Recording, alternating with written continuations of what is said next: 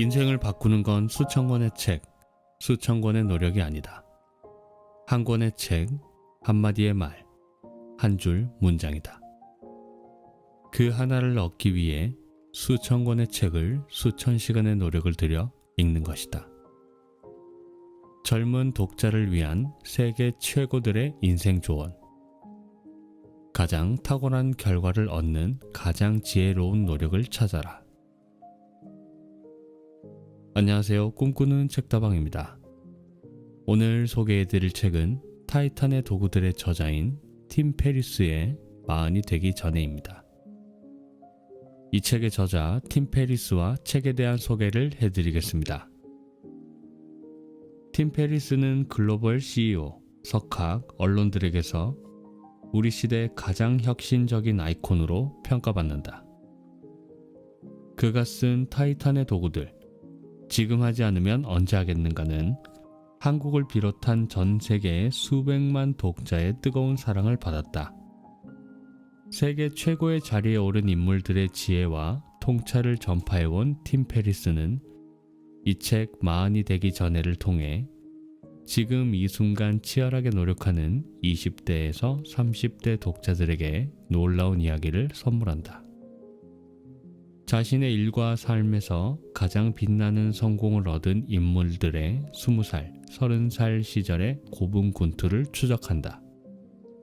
최고의 지성인부터 글로벌 CEO에 이르기까지 젊은 시절 어떤 노력과 경험을 통해 정상에 오를 수 있었는지 생생한 목소리를 들려준다. 그들은 한 목소리로 말한다. 정상에 서고 싶다면 40 전에 8부 능선을 넘어야 한다. 당신은 지금 몇 부 능선을 넘고 있는가? 이 책은 당신을 정상으로 안내하는 지혜로운 셰르파가 되어줄 것이다. 제가 읽어보고 좋았던 내용 여러분들께 들려드리겠습니다. 그럼 본문을 살펴보겠습니다. 책을 시작하며 모든 것은 투쟁 속에서 발견된다. 타이탄의 도구들 그리고 지금 하지 않으면 언제 하겠는가의 질필을 위해 지난 몇 년 동안 나는 세계 최고의 자리에 오른 수백 명의 인물을 만났다. 그들을 정상에 오르게 한 보석 같은 성공 습관들을 캐면서 궁금했다. 이 엄청난 사람들은 20대, 30대 시절을 어떻게 보냈을까?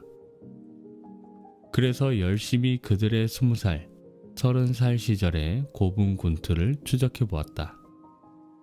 그리고 그 결과를 이 책 한 권에 담았다. 하버드대 최고의 지성부터 글로벌 CEO에 이르기까지 그들에게 빛나는 승리를 안겨준 키워드와 단서들을 한 줄로 요약하면 이렇다. 40 전에 8부 능선을 넘어라.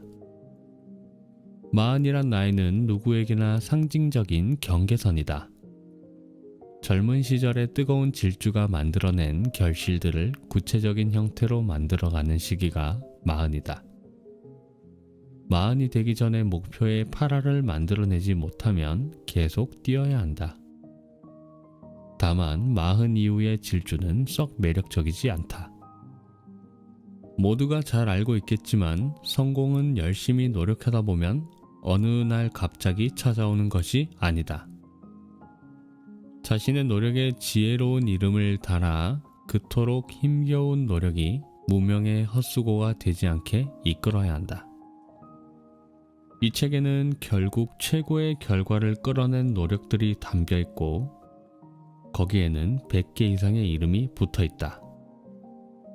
마지막 장을 읽고 난 당신의 이름 또한 이 책 곳곳에 새겨지길 바란다.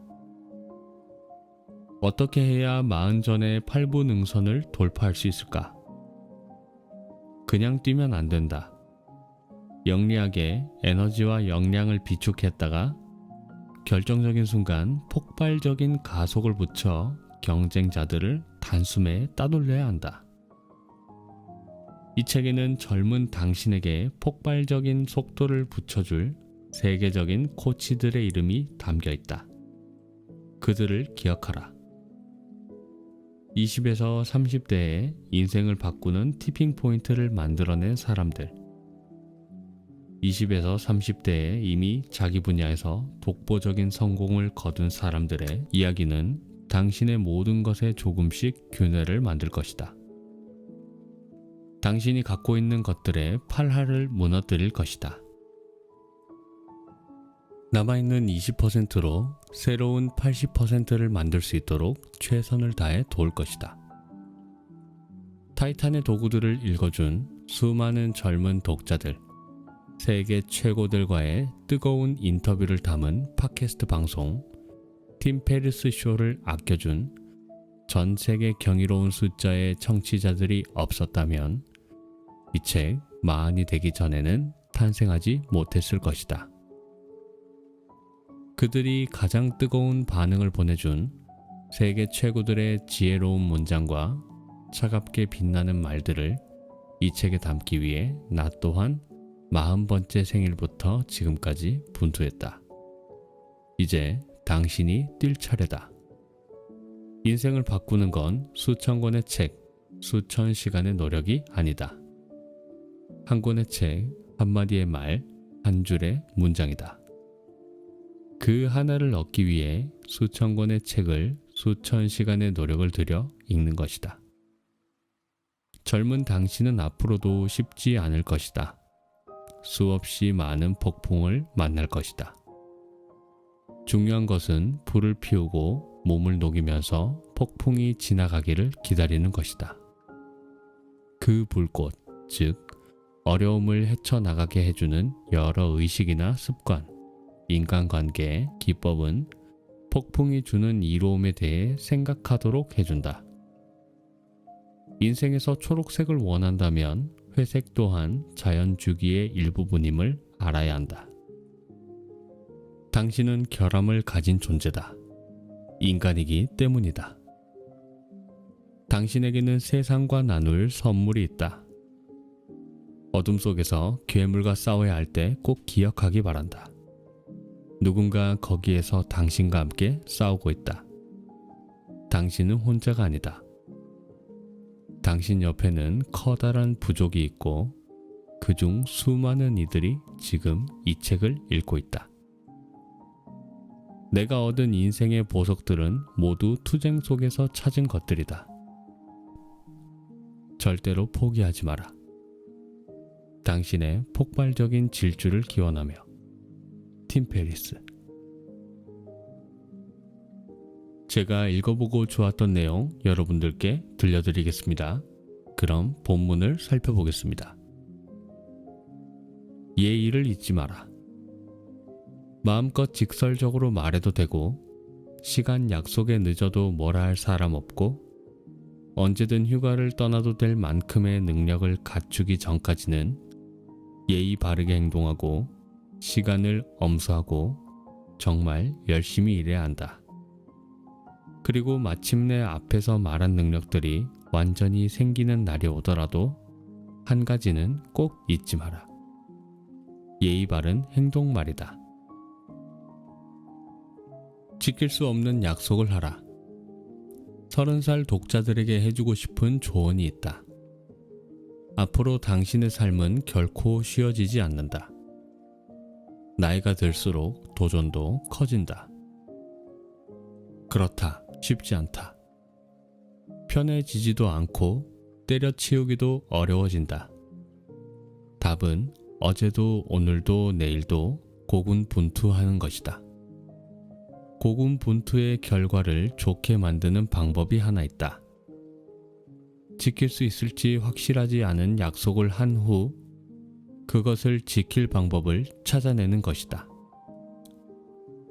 이베이에서 작은 규모의 판매자로 일하고 있던 나는 어느 날 문득 재미삼아 고객 피드백을 적는 란에 네스티걸빈티지닷컴 개봉박두 같은 코멘트를 남기기 시작했다. 네스티걸빈티지닷컴은 내가 꿈꿔온 의류 쇼핑몰 사이트다. 물론 코멘트를 남겼던 당시는 이 사이트를 만들 자금도 시간적 여유도 없었을 때였다. 하지만 그렇게 얼굴도 모르는 고객들에게 사이트를 개봉하겠다는 약속을 남기고 나자 실제로 그 일을 구체적 실행으로 옮기고 있는 나를 발견할 수 있었다. 정말 놀랍게도 이 사이트에 대해 흥미를 보이는 고객들 또한 진짜 나타나기 시작했다. 젠장, 진짜 빨리 웹사이트를 만들지 않으면 고객들의 비웃음이 쏟아지겠군. 그렇게 내 사업의 첫 웹사이트가 개설되었고 오늘날 내가 운영하는 회사의 밑바탕이 되어주었다. 나는 마침내 깨달았다. 원하는 목표와 꿈을 약속이라는 형태로 만들면 그것을 지키기 위한 노력이 더 쉬워진다는 것을. 약속은 목표를 시각화하는 효과를 준다. 훗날 내 분야에서 내놓으라 하는 실력자들과 교류했을 때 그들 또한 자신의 목표를 사람들 앞에서 의도적으로 공언하고 나면 그것을 더 이루기가 쉬워진다고 입을 모았다. 성공하고 싶다면 지킬 수 없는 약속을 하라. 그리고 반드시 그것을 지켜라. 낯선 사람을 환대하라. 20대 내내 내가 가장 많이 들었던 충고는 믿지 말라였다. 사람들을 믿지 말고 위험한 곳에 절대 가지 말아였다. 그러던 어느 날 나는 보스턴 국제 마라톤 대회에서 폭탄 테러가 발생한 현장을 바라보고 있었다. 한참 동안 생각에 잠겨있던 나는 어머니에게 전화를 걸었다. 보세요, 엄마. 이스라엘이 위험하다고 하셨죠? 그런데 보스턴에서 이런 일이 생겼네요. 위험을 완전히 피하기란 불가능하다고요. 그날 이후 삶을 대하는 내 태도는 완전히 달라졌다. 가장 큰 깨달음은 낯선 사람들을 두려워하면서 살 필요가 전혀 없다는 것이었다. 그동안 보스턴을 떠날 엄두조차 내지 못했던 나는 전 세계 곳곳으로 망설임 없이 떠났다. 그리고 전혀 생각지도 못한 사람들을 만나 전혀 생각지도 못한 일들에 도전할 수 있었다. 사람들은 경계해야 할 대상이 아니었다.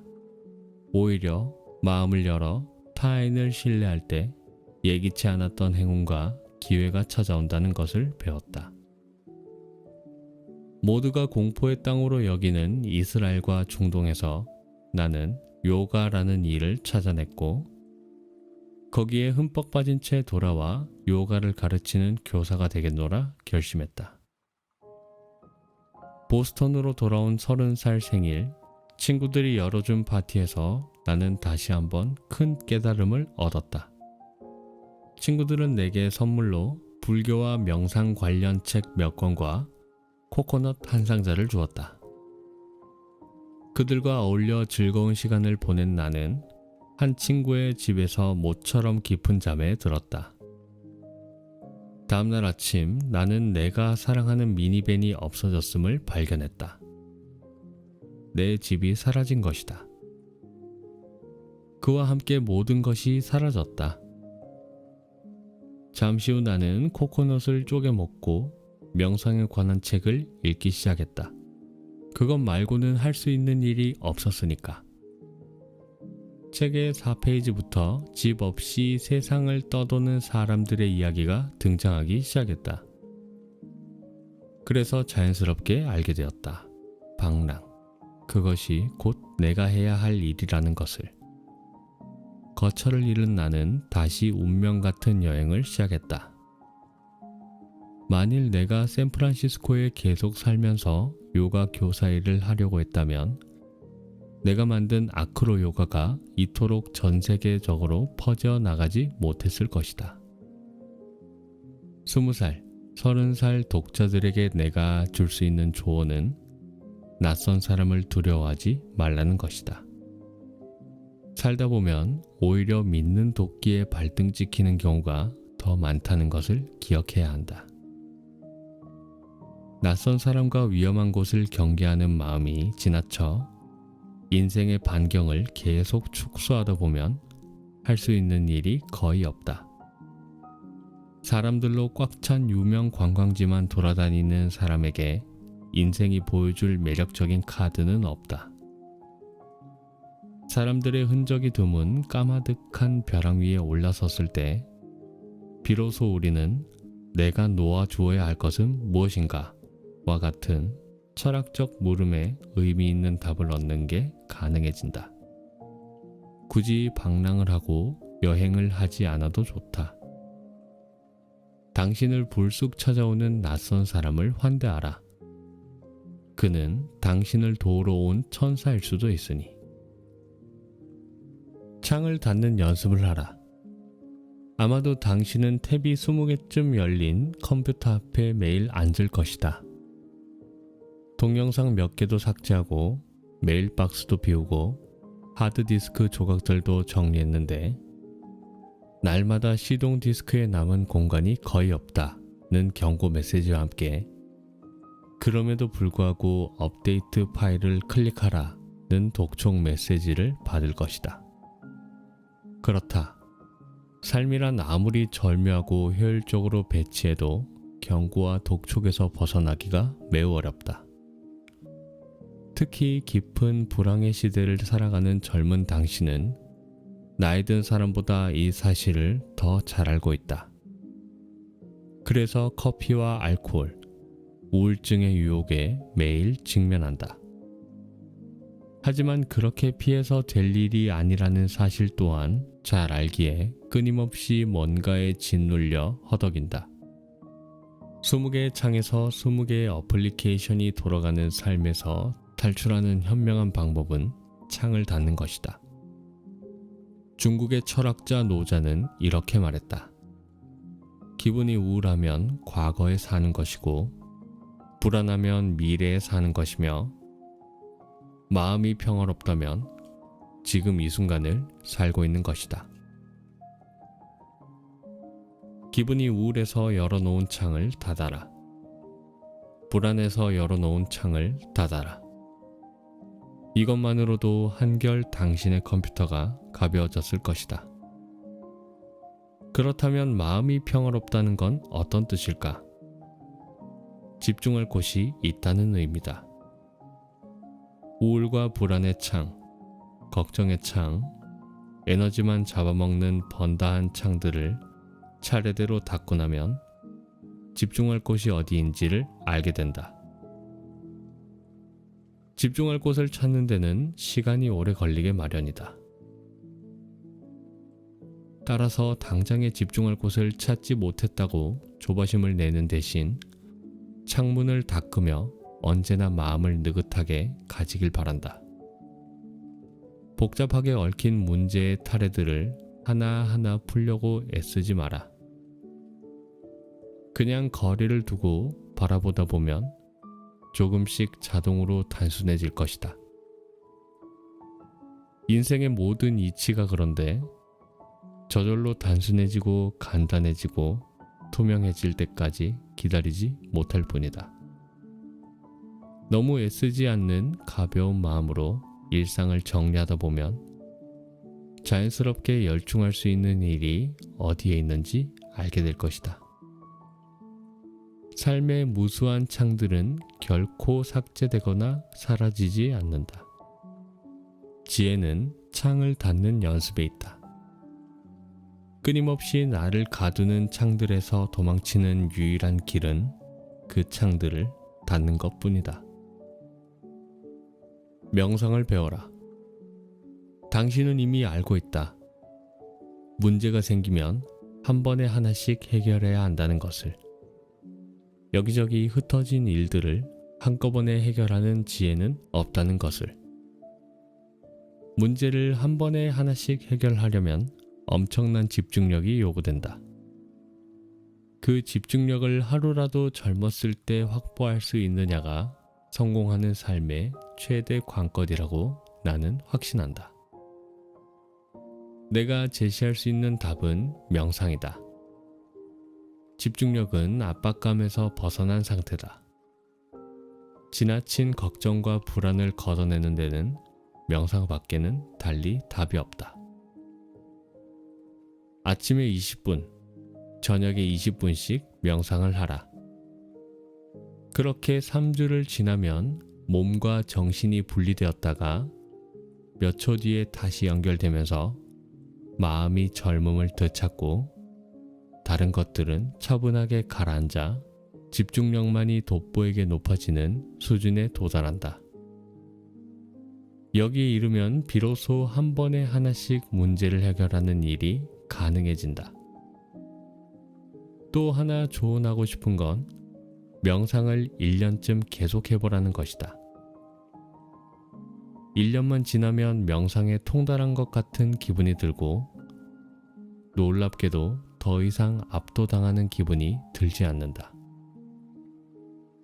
1년만 명상 습관을 유지하면 평생 그 효과를 누릴 것이라는 확신이 든다. 이는 내 삶에서 매우 소중한 경험이자 성과였다. 명상은 요가 매트를 깔고 앉아 로댕에 생각하는 사람처럼 자세를 취하는 것에만 있지 않다. 명상의 핵심은 다른 일이 끼어들지 못하게 하는 것이다.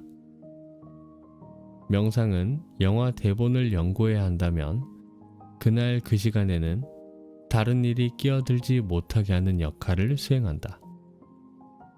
컬 운동을 할 때는 이두근에만 온 정신을 쏟게 하고 벤치프레스를 할 때는 흉근에 모든 정신을 쏟아붓게 한다. 즉, 세상에는 셀 수 없을 만큼 다양한 형태의 명상법이 존재한다. 사람은 누구나 집중력을 갖고 있다.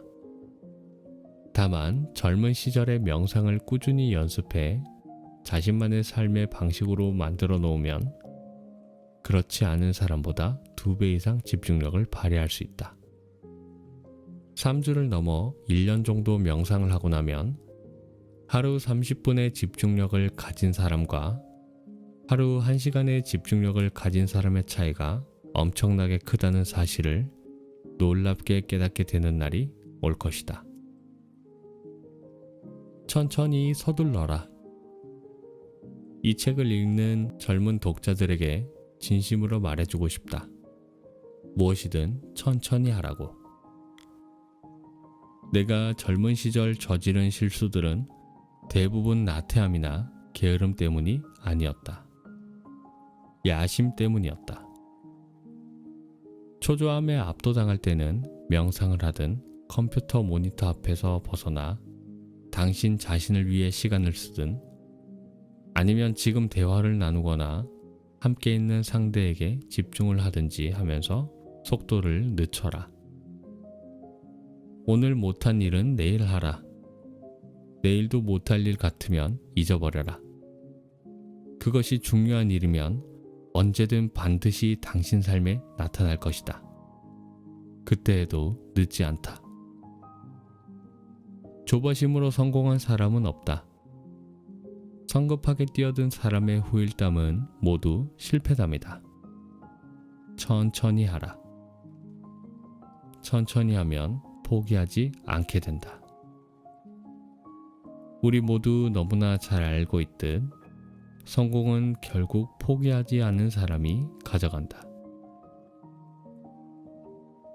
아침 일기를 써라. 나는 젊은 독자들을 만날 때마다 아침 일기를 잘 쓰고 있냐고 묻는다. 아침에 일기를 쓰는 습관만큼 우리의 삶을 빠르게 바꿔놓는 것도 없기 때문이다. 아침 일기 작성은 내가 현재 처한 상황을 정확하게 파악하는 데 엄청난 도움을 준다. 동일한 실패를 반복하는 사람들의 특징 중 하나가 바로 자기 자신을 모른다는 것이다. 아침에 3줄 정도의 일기를 쓰며 자신의 모습을 돌아보는 시간을 갖는다면 장담하건대 당신은 최소한 동일한 실패는 하지 않게 된다. 적당한 수준의 성공을 맛보게 되면 우리의 뇌는 우리를 방어적인 행동으로 이끈다. 더 이상 정복이 아닌 관리가 필요하다고 속삭인다. 하지만 이건 성공하는 사람들의 DNA와는 거리가 멀다. 어떤 결과를 얻든 간에 삶에 대해 공격적인 태도를 가져야 한다. 언제나 한 걸음 더 나가야 한다. 그 자리에 안착해 멈추는 순간 우리는 그 자리를 잃게 된다. 일단 아침에 일기장을 펴보기만이라도 하라. 틀림없이 뭔가 더 매력적이고 공격적인 계획을 저절로 짜게 될 것이다. 더 싱싱한 하루를 보낼 준비를 하게 될 것이다.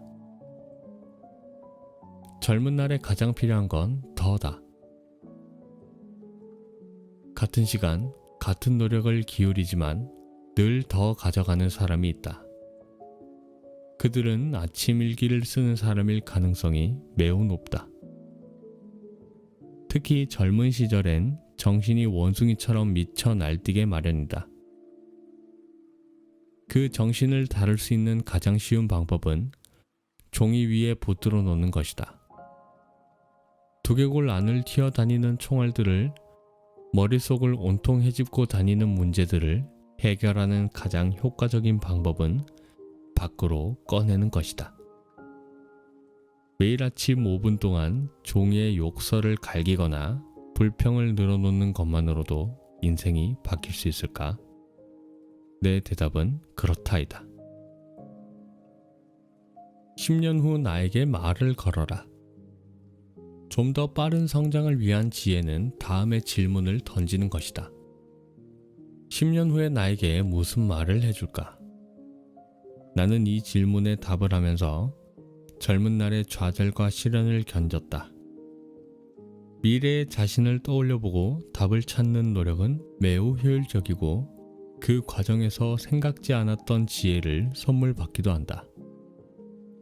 현재 40이 넘은 나는 종종 25살의 나에게 어떤 이야기를 들려줄까 생각하기도 한다. 여전히 답은 대학을 빨리 중퇴하라였다. 하지만 이런 답은 40이 넘은 나를 잠시 웃게 할 뿐 현재 내 상황을 아무것도 변화시키지 못한다. 바쁘고 지칠수록 테이블 맞은편에 당신보다 10살 더 많은 당신을 앉혀놓고 말을 건네보라. 신기한 일들이 벌어질 것이다. 싱크대 상판을 만드는 노동자였던 내가 유튜버가 되고 10억 달러에 매각한 회사를 만든 기업가로 성장한 비결이 여기에 있다. 성공을 재정의하라. 성공이라는 단어를 떠올릴 때 매우 특별한 재능을 가진 천재, 돈이 많은 사람의 모습이 떠오르는가? 그렇다면 당신은 처음부터 다시 방향을 잡아야 한다. 진정한 성공은 평화로운 상태에 놓여 있다는 뜻이다. 30에 알았더라면 좋았을 것들. 스타트업 투자자이자 비즈니스맨인 나는 실로 많은 성공한 사람들을 만난다. 그들에게 30에 알았더라면 좋았을 깨달음이 있다면? 이라는 질문을 던졌고 다음과 같은 울림 깊은 조언들도 얻었다. 부디 당신에게도 도움이 되길 바란다. 무엇보다 현재에 머물러라. 욕망은 괴로움이다.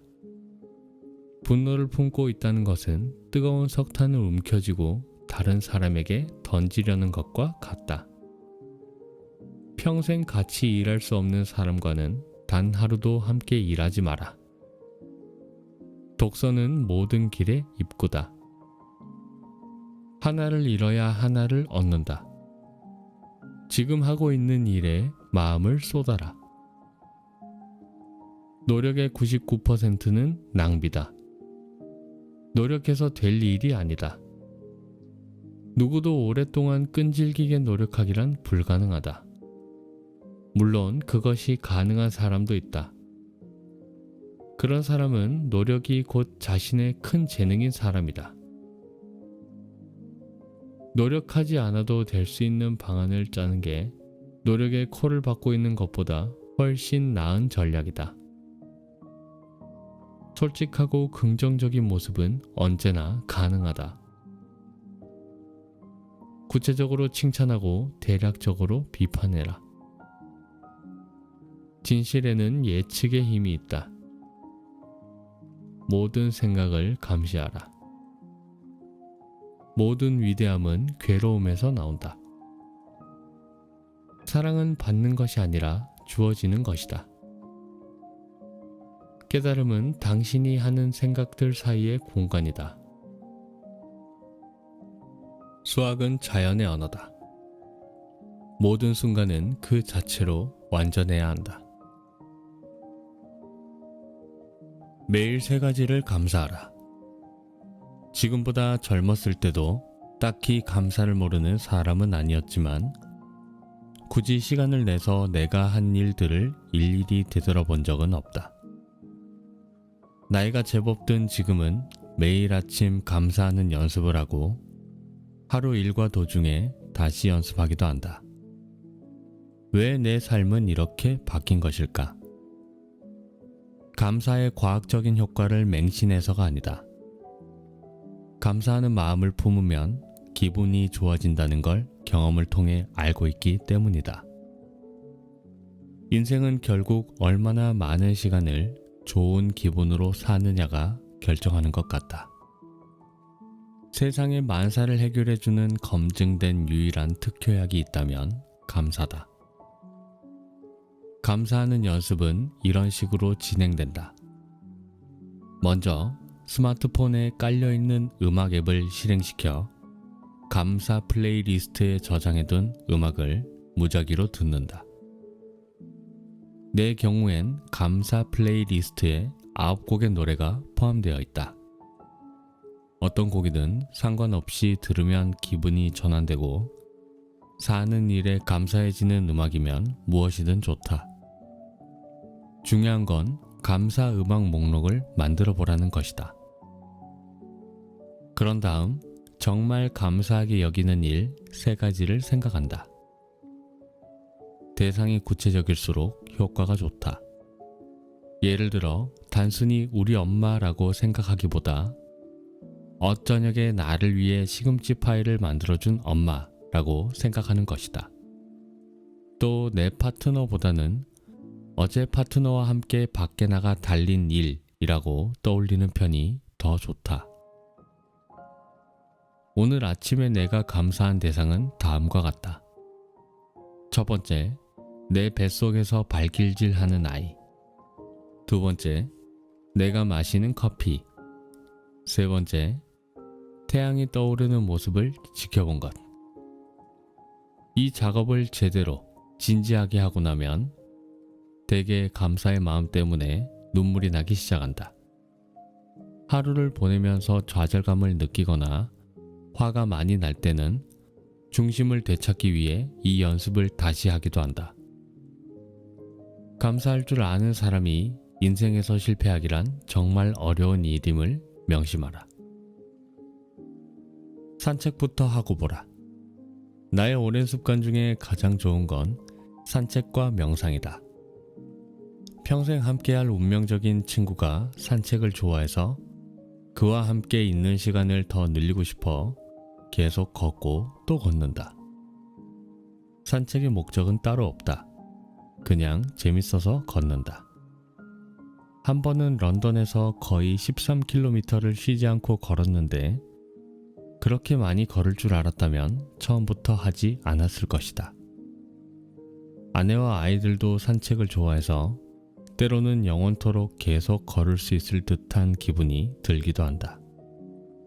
젊었을 때도 산책을 했지만 그땐 산책이 이렇게 기분 좋은 일일 줄은 정말 몰랐다. 명상은 산책보다 어렵다. 하지만 명상에 적응하도록 뇌를 훈련시킬 수만 있다면 멋진 기술을 습득하게 될 것이다. 산책과 명상의 좋은 점은 연습만 하면 된다는 것이다. 뛰어난 결과 같은 건 필요 없다. 그냥 숨을 쉬듯 자연스럽게 하면 된다. 내가 아는 현명하고 안정적인 이들은 모두 산책과 명상을 한다. 날마다 그냥 시작하라. 한 걸음만 걸어도 산책이고 한 호흡만 쉬어도 명상이다. 산책과 명상이라는 단어만 떠올려도 우리는 좋은 틈과 여유를 가질 수 있다. 산책과 명상을 모두 할 수 있는 효과적인 방법이 있다. 산책부터 하는 것이다. 산책을 하다 보면 명상법은 자연스럽게 깨우치게 된다. 돌파구가 필요할 때, 사는 게 힘겨울 때, 산책과 명상은 당신이 중독적으로 탐닉할 수 있도록 환상적인 결과를 가져다주는 마약 같은 처방이 되어줄 것이다. 다시 한번 강조하지만 일단 산책부터 하고 보라. 돌아와 다시 책상 앞에 앉았을 때 고민하던 문제의 상황이 획기적으로 달라져 있을 것이다. 매일 해야 하는 말이 있다. 오늘은 어떤 말을 할까? 이것이 20살 시절 매일 아침 자신에게 던져야 할 질문이다. 매일 아침 오늘 어떤 말을 해야 할지 미리 준비하면 하루가 굉장히 달라진다. 물론 좋은 쪽으로 말이다. 오늘은 누구든 만나면 욕을 해주겠어 라고 아침부터 생각하는 사람은 없을 테니까. 특히 부탁합니다와 감사합니다는 아무리 남발해도 부족하다. 그리고 이 말을 행동으로 옮겨 주변 사람들이 그게 당신의 진심에서 우러나온 말이라는 걸 확실하게 깨닫게 해야 한다. 어려움을 극복하고 성공한 후에도 마찬가지다. 이 말들이 안 나오는 날이 없게 알아. 매일 이 말을 하면 매일 얻는 것이 있을 것이다. 나만의 명작을 그려라. 당신 자신에게 성공이 어떤 의미인지를 아주 구체적으로 파악하라. 타인의 관점이나 사회의 통념을 따르지 말고 20년 후 개인적으로나 일적으로 성공한 삶에 대해 생생하게 그려보라. 그런 다음 시계를 오늘로 돌려라. 그러면 그 목표에 도움이 되는 선택을 해나갈 수 있다. 성공이란 끝없는 열정과 헌신을 통해 마침내 최고의 자리에 오르는 것이다 라는 막연하고 추상적인 생각을 하고 있다면 당장 버려라. 성공에 필요한 건 아주 구체적이고 디테일하게 그리는 그림 실력이다. 20대 초반의 나는 틈만 나면 몇십 년 후의 내 모습을 떠올리며 수백 장의 수채화를 그렸다. 그리고 현재 그 그림 중 한 장의 삶이 실현되어 있다. 엔터테인먼트 빌딩의 높은 숲에서 수많은 자동차가 지나다니는 고가도로를 바라보고 있는 모습. 그리고 사랑하는 아내와 아이들과 함께 뉴욕의 한 아파트에서 쾌적한 삶을 살고 있는 모습을 담은 그림이 현실이 되어 나타난 것이다. 성공이란 무엇이라고 생각해? 라는 질문에 아주 구체적으로 답변할 수 있는 사람이 되어라. 말은 언제나 가장 큰 가능성의 씨앗이다. 관념적이고 어렵고 추상적일수록 말은 잎과 열매를 틔우지 못한 채 시들어버린다는 사실을 기억하라. 인생은 바람처럼 사라진다. 인생은 당신이 생각하는 것보다 빨리 진행된다. 우리는 늘 타인들에게 깊은 인상을 주는 삶을 살고 싶다는 유혹을 가진다. 하지만 이는 잘못된 길이다. 올바른 길은 인생은 짧고 매일이 선물이며 자신에게 특별한 재능이 있다는 걸 아는 것이다. 타인의 평가에 내 모습을 맡기지 말라는 뜻이다.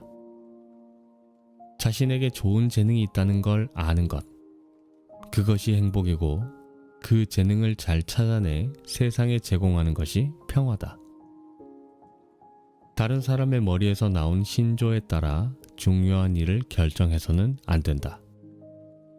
더 중요한 건 머릿속에서 들려오는 자기 비판의 목소리 때문에 하던 일을 늦춰서는 안 된다는 것이다. 삶의 뼈아픈 후에는 모두 자신을 의심하고 가차없이 폄하했을 때 일어난 일을 먹고 자란다. 다시 말하자면 행복하게 살고 싶다면 내 안에서 재능을 찾아내야 한다. 그 재능을 발견하는 데 성공하면 스스로에게 친절해야 한다. 타인에게 보여주고자 하는 그런 너스러움을 당신 자신에게 먼저 보여주어야 한다. 인생은 휙휙 바람처럼 지나간다. 자신을 사랑하는 사람만이 지혜로운 이타주의자가 된다. 레슬링이 나에게 알려준 것들. 레슬러인 나는 당신에게 진심으로 레슬링을 권한다. 레슬링은 누구나 하는 것은 아니지만 모두가 하면 큰 효과를 볼 매력적인 스포츠다. 레슬링에서 터득한 훈련법을 삶에 고스란히 적용할 수 있기 때문이다. 건강을 위한 영양부터 경쟁에 필요한 디테일까지 1년 정도 레슬링을 연습하면 당신은 인생을 자신있게 들어올렸다가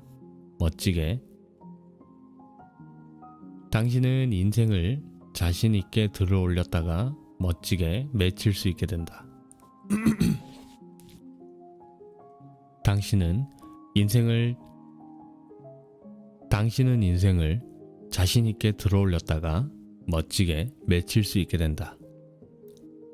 레슬링을 하면 삶에도 훌륭히 적용되는 다음과 같은 가르침을 얻게 된다.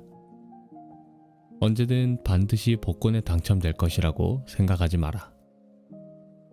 그런 일은 일어나지 않는다. 열심히 잘하면서 자산을 쌓는 것, 그것이 복권 당첨보다 더 큰 행운이다. 오랫동안 꾸준히 해야 한다. 매일 노력하고 매일 발전하고 매일 돈을 벌어야 한다. 그러다 보면 어느새 상황이 좋아져 있을 것이다. 물론 시작한 지 1초 만에 폴승을 거두는 것처럼 첫 술에 배가 부를 수 있다면 축하할 일이다. 그런 기대는 절대 하지 마라. 흠뻑 땀이 쏟아지는 일만이 당신을 배신하지 않으리라. 건강이 최우선 순위에 있는가? 2014년 라임병에 걸린 후 9개월 동안 나는 내 몸의 10% 기능밖에 사용하지 못했다. 이 일을 계기로 인생의 최우선 순위에 건강을 올려놓았다. 라임병이 걸리기 전에도 운동을 하고 잘 먹기는 했지만 건강은 상황에 따라 충분히 절충 가능한 우선순위였다. 하지만 일생일대의 착오였다. 부디 당신은 나와 같은 실수를 하지 않길 바란다. 숙면을 취하지 못했는가? 근무하는 낮 시간 동안 1분씩이라도 꾸준히 자라. 운동을 미루는가? 엄격한 코치를 고용해 압박을 만들어라. 생일 파티 모임이 밤에 있는가? 이튿날 오전까지 충분히 잘 수 있는 날이 아니면 참석하지 마라. 건강만큼 인생에 막강한 영향력을 행사하는 괴물도 없다. 비즈니스와 인간관계의 꽃은 건강임을 기억하라. 건강을 우선순위에 두지 않으면 그것을 되찾는데 엄청난 시간과 비용을 잃게 된다. 또한 명심할 것은 잃어버린 건강을 되찾지 않으려고 하는 사람은 단 한 명도 없다는 것이다. 그러니 건강을 잃으면 반드시 치명적인 대가를 치른다. 100%가 아닌 50%만 건강을 1순위로 삼는 것은 아무런 효과가 없다. 전부가 아니면 전무의 법칙이 여기에도 적용된다. 100%가 아니면 당신은 끊임없이 타협하려고 들 것이다. 젊은 당신의 강철 체력은 지금도 조금씩 녹슬어가고 있다는 사실을 알라. 젊은 당신의 강철 체력은 지금도 조금씩 녹슬어가고 있다는 사실을 알라. 인생의 최대 목표는 건강이다. 네, 오늘 준비한 본문은 여기까지입니다. 오늘의 책 팀 페리스의 마흔이 되기 전에 였습니다. 이 책 속에서 여러분에게 필요한 메시지를 꼭 얻으시길 바랍니다. 저는 다음 시간에 좋은 책과 함께 찾아뵙겠습니다. 지금까지 꿈꾸는 책다방이었습니다. 감사합니다.